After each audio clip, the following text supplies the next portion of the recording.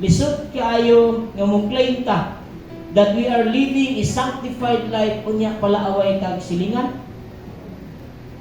Ang tawong gibalaan na og nagkinabuhing balaan, mangandoy gid siya kanunay nga mahimo siya ang ehemplo sa kalinaw. Ang pagpangandoy sa kalinaw, batog or tali sa mga katawhan aron sa ingon nga walay mutubo nga kaaligut-gut nga mo'y hinungdan sa away.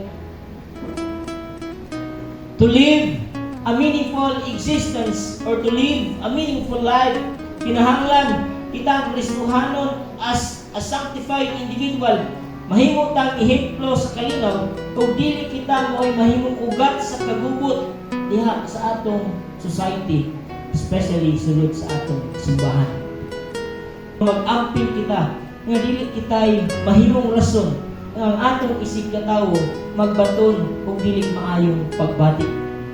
Nga ang kadaghanan sa mga tawo mubiya sa pag-alagad kay na-Istanbul ni so and so, mahimong gilad ang ilang kinabuhi. Nga naman, mawat-an sila og kanang tas nga pagtan-aw sa Kristohanon.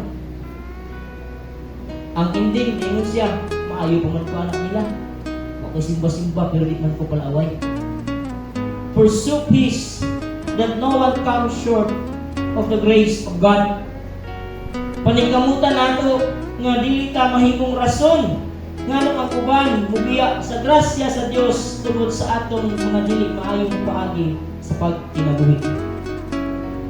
Kung atong lantawon ang preceding text ini nga passage, we are told from verse 1 to verse 13 that we are encompassed about this great cloud of witnesses. Gilibutan kita sa daghang mga nagalantaw kanato. A great cloud of witnesses, mga tao nag-obserbar kanato kung paunsa magkinabuhi ang Kristohanon. Let us be careful enough.